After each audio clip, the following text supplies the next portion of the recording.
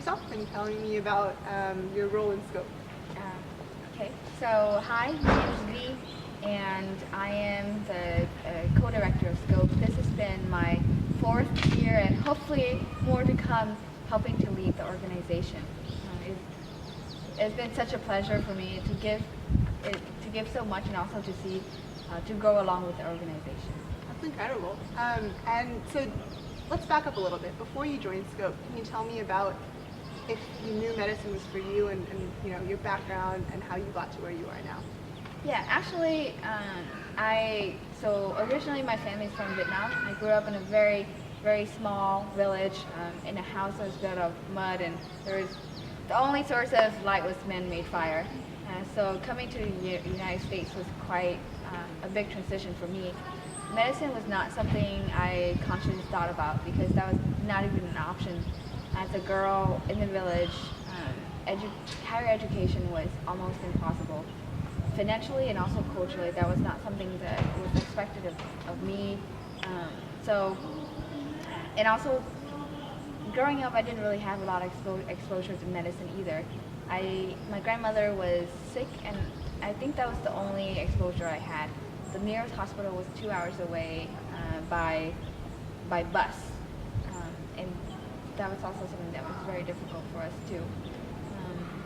Wait, let me rephrase that. So growing up, I had very little exposure to medicine. The nearest hospital was actually about 6 hours away by bus, and the only time I was exposed to medicine was when my grandmother became ill, and she passed away as a result of not having the care delivered to her in time. So it was something that I thought about just in the back of my head, but it was definitely not something I consciously thought, oh, I'm going to be a doctor. This is the moment. I know it. Because I was very young at the time, and it seemed almost impossible. So what was that moment then? I think that was a moment in which I felt I really, really wanted to do something. It was a helpless situation. It was my grandma having suffered the unknown disease. So years later at Stanford, I researched it, so I knew what it was. It was like a pulmonary obstruction and a little bit of the bacteria. So it's harder to explain the technicality, but we didn't know what it was at the time. So one thing that intrigued me was the mystery. Why did it happen?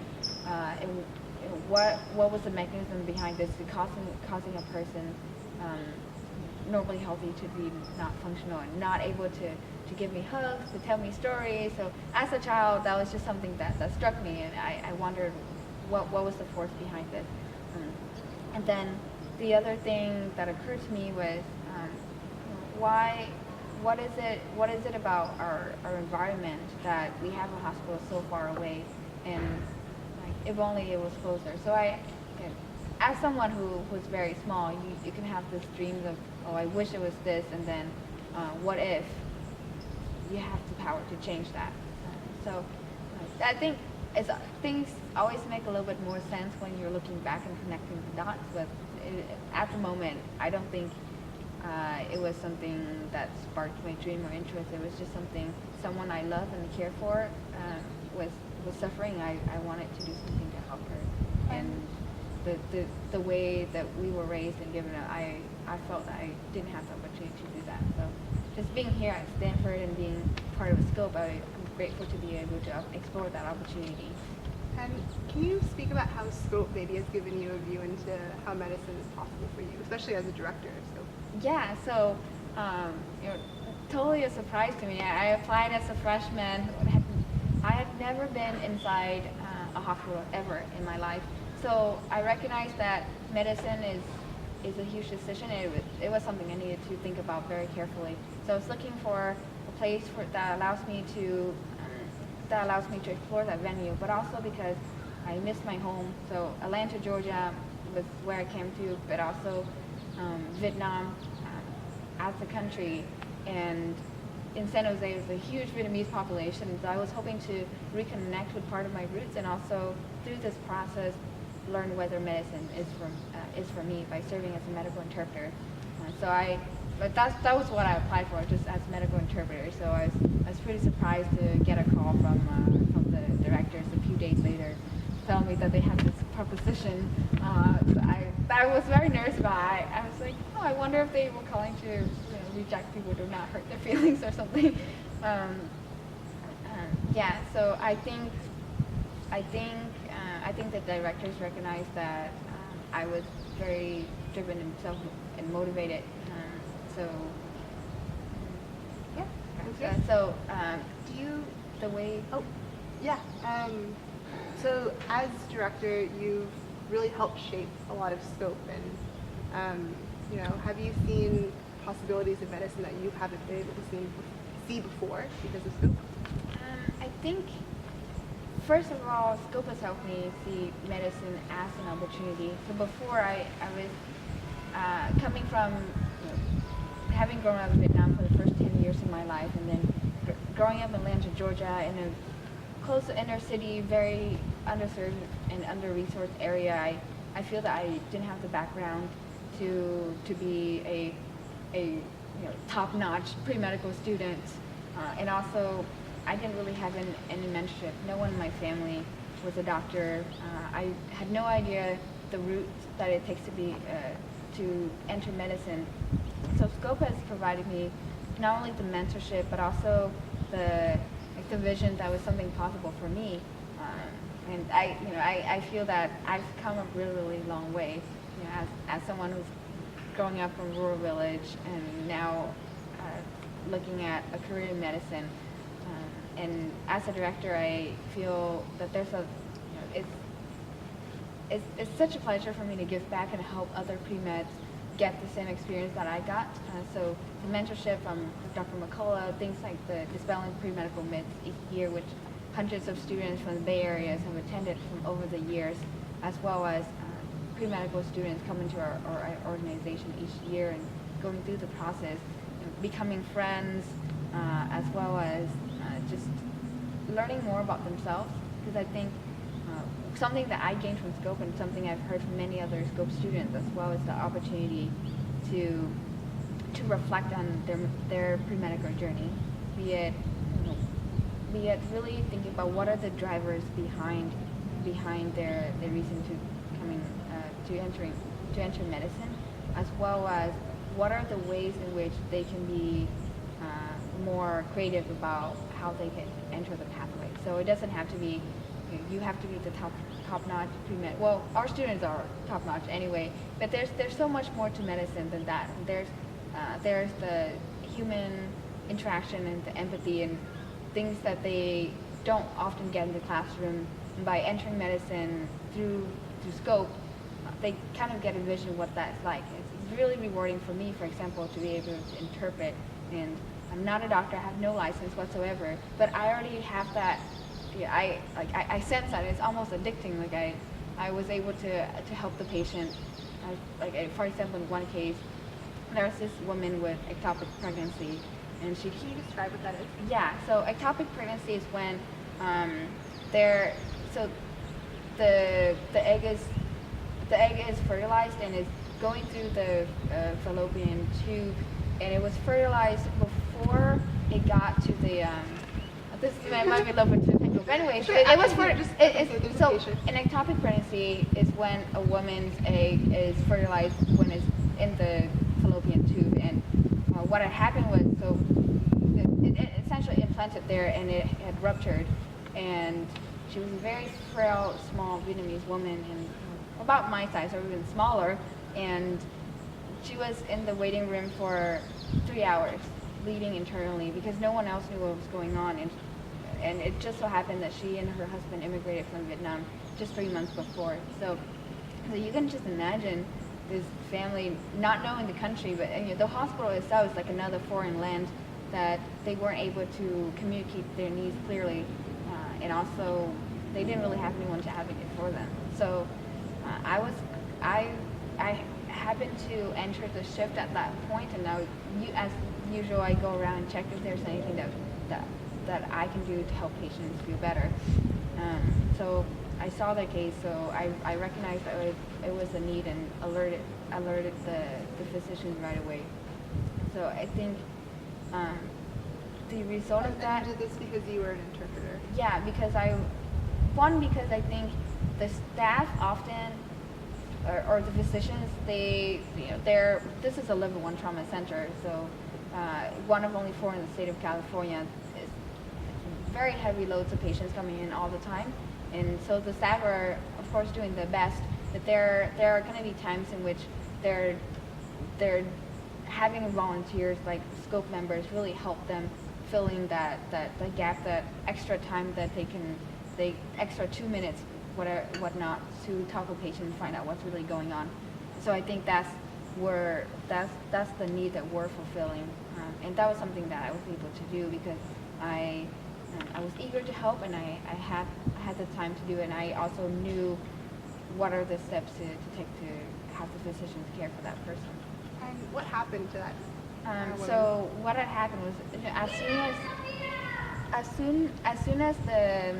as I noted the PA, they went back to check with her and then put her right in the front of line for the emergency department. They wheeled her in the gurney, and it was I haven't really watched ER shows or anything like that, but this was like more real and more intense than anything I've ever seen before. So I got her in, and I was there to help interpret because there was her husband didn't speak English. He actually was left behind, just not knowing. Everyone else just rushed her in, so I actually recognized that, and I got him in later so that he could hold her hand and kind of help comfort her in ways that none of us could. So at the end, it was quite complicated. In which, I mean, even for someone who speaks English, the rights for someone to operate on someone when they're unconscious. So explaining them that process and getting the consent, that was interesting for me to do, and I just couldn't imagine. This is a case that was pretty special to me, but it's representative of hundreds of other cases that the hospital has had in the past, and also all over the country in which patients aren't able to advocate for themselves. So I just happened to be there. So I just couldn't imagine what it would be like if it was in such a rush that the physicians don't consult another medical interpreter, or in which they do this over the phone and with someone that doesn't have a face to the patient. So, That's incredible. I was that face, and I was that heart that they could see with their own eyes, and I think that process of having a medical interpreter really facilitated care because it bridged the language gap and more like the cultural gap, which I think is a bigger issue.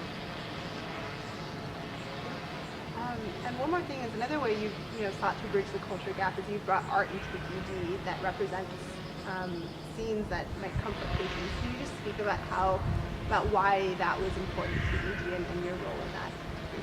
Yeah. So as a medical interpreter, or as a volunteer in general, I love the environment that Santa Clara Valley has to bring. I think the staff are amazing, and we have a very good team. And I wanted to have something that reflect that when patients come in, they know they're cared for. And just like a simple anecdote of that is the word hospital and hospitality. They share the same root word. So, but how often do you come into the hospital and feel like you're at home? So I wanted to bring that, to express the appreciation that has for the staff, and to showcase the warmth and level of care that the patients are getting. Another thing that, for me personally as an artist, is that art is a medium that transcends language. So most people can connect in some way with the art, even if they don't speak the English language. So what exactly did you add or contribute to the hospital? It began as a really small idea that I told one of my physicians that I wanted to bring art into the hospital.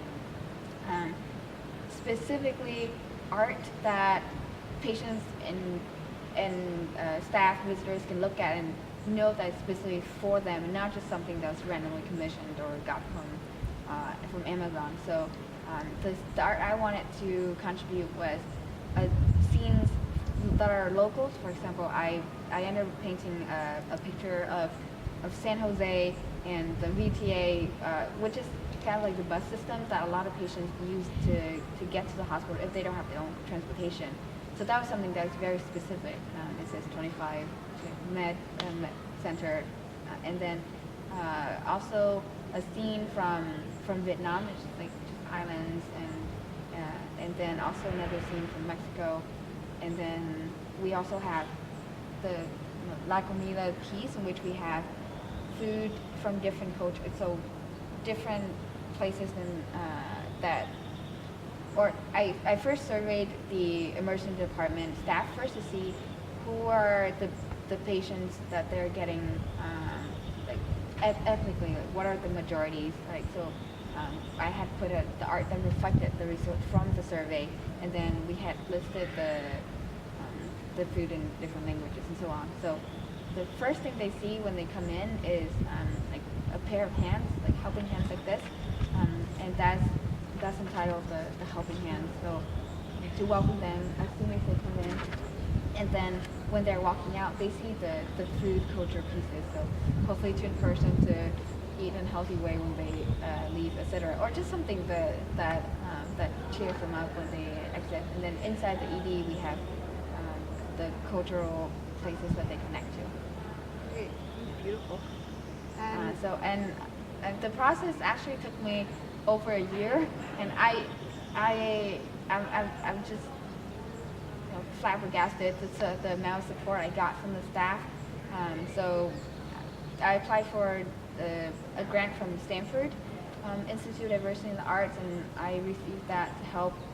And then Santa Clara Valley Medical Foundation also gave me additional funding so that we could help them out the art aesthetically. And then the physicians themselves, like, this is something that touched me the most, that they've gathered and also contributed another $5,000 or so I could put into the art. And by this point I was just getting a lot of support financially, but also mentorship wise, that that's going to be for me to continue working on it in the future. Great, thank you. And so we have about one thing I also want to add is that this project, it was initiated by me, but also it was something that all of Scope, I think, like just on behalf of Scope in general, lost train of thought, sorry, you were saying? Oh no, I was about to mention, we have about 2 minutes of film left on this camera. A little less. So we can also film that in a little bit. But I just wanted to say... we probably need to do that though. Yeah. But how about one more thing is, so just like, looking at all the things that you've done, directorship and leadership, what are some of just like the takeaways? Like what, standing where you are right now, can you say I'm proud of? Yeah. So I think one thing that I'm really grateful for and proud of is the Scope team in general. The organization has changed a lot since I entered as a freshman and started helping to lead the organization. So, for example, I think we were already a very big family, but now it's gotten much more cohesive in ways that we support members with resources, MCAT, or the new member curriculum, as well as over the summer we have events like pre-meds playing frisbee together, or holding a candlelight reflection in which we talk about where we are in the pre-medical journey and what we've learned so far. So I think those kind of exchanges are not typical of the pre-med pathway in terms of having the time to devote to pre-staff or so anyways,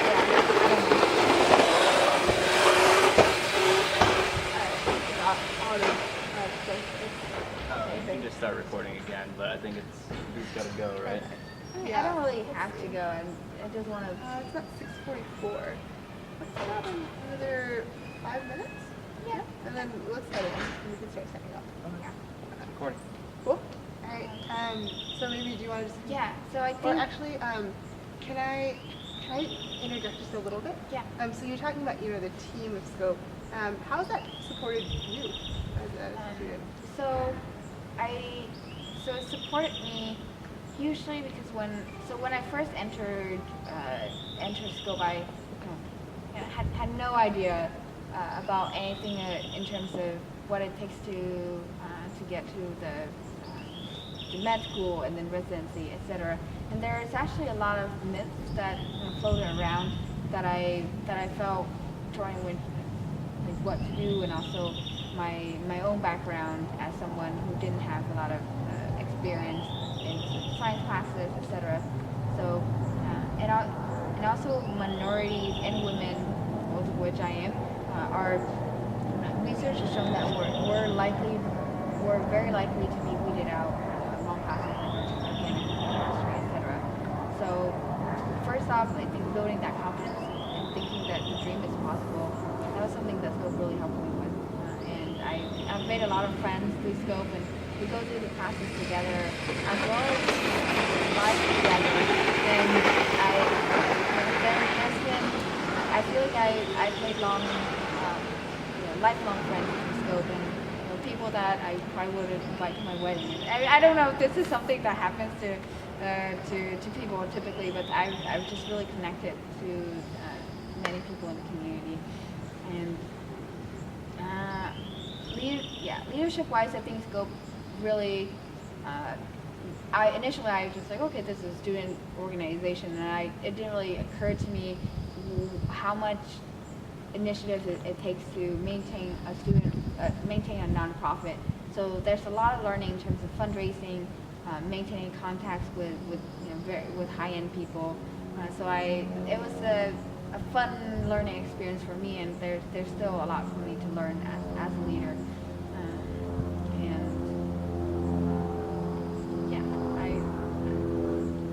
That's great. It's just a lot to condense into a 2-minute video. How can I condense that in 4 years of learning and growth? I think most important for me, being part of Scope is there's a vision and there's a mission that the organization carries.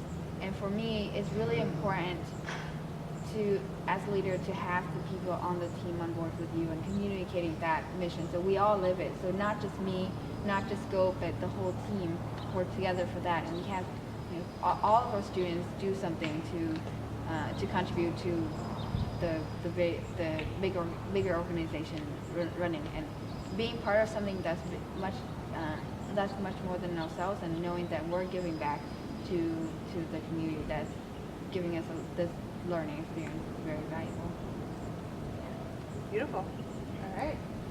Do you guys have any other questions that you want to ask? You don't have to. Yeah. Cool. All right, we got. I talked about none of the points that I practiced.